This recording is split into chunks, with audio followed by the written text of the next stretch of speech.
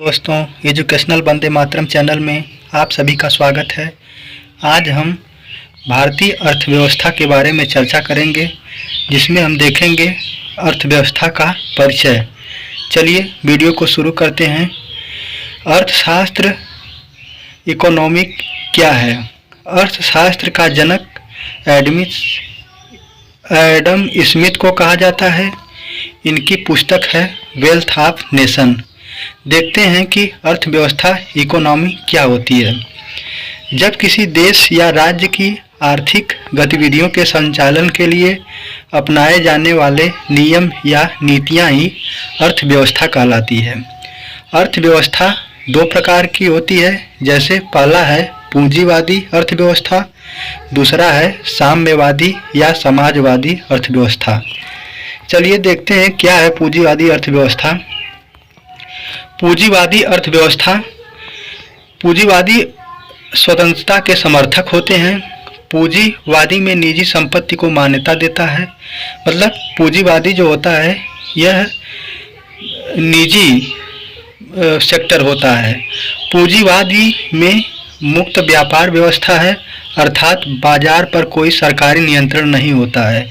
जो व्यक्ति पूंजी लगाता है वही उसका लाभ पाता है।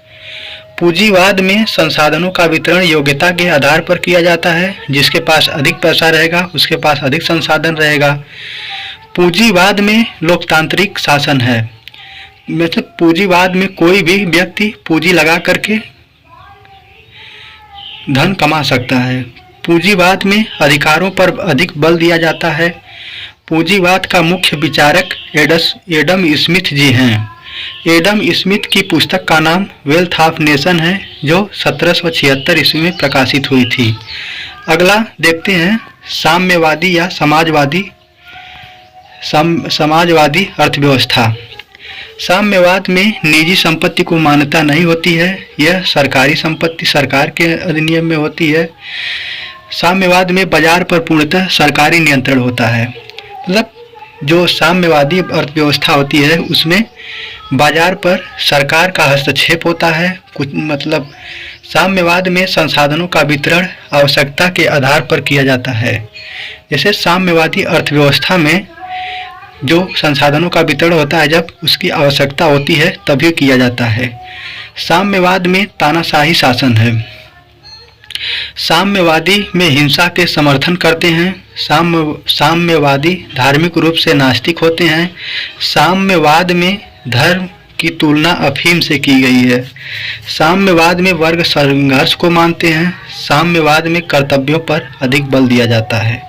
चलिए आगे देखते हैं। साम्यवाद के मुख्य विचारक हैं कार्ल मार्क्स हैं। कार्ल मार्क्स की पुस्तक का नाम दास कैपिटल तथा कम्युनिस्टो मैनिफेस्टो है। विश्व में साम्यवाद, मतलब देखते हैं कि विश्व में सबसे पहले समाजवाद कब उत्पन्न हुआ। विश्व में पहली बार साम्यवादी क्रांति 1917 ईस्वी में रूस में हुई थी। रूस की साम्यवादी क्रांति व्लादिमीर लेनिन के नेतृत्व में हुई थी। 1949 में चीन में साम्यवादी शासन माओ त्से तुंग के नेतृत्व में स्थापित हुआ था। वहीं पर 1959 में क्यूबा में फिदेल कास्ट्रो के नेतृत्व में साम्यवादी क्रांति की स्थापना हुई। 1991 में सोवियत संघ union of socialist republics USSR का विघटन हुआ। इससे साम्यवाद व पूंजीवाद के बीच शीत युद्ध खत्म हो गया था। अब देखते हैं भारत में कौन सी अर्थव्यवस्था है। भारत में स्वतंत्रता के बाद मिश्रित अर्थव्यवस्था का मॉडल को अपनाया गया है, जिसमें समाजवाद व पूंजीवाद दोनों शामिल होते हैं। इसमें सरकारी क्षेत्र को गवर्नमेंट सेक्टर, सार्वजनिक क्षेत्र को पब्लिक सेक्टर कहते हैं।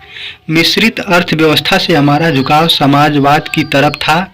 इसी कारण उत्पादन का स्तर नहीं बढ़ सका तथा रोजगार के अवसर सृजित नहीं हो सके।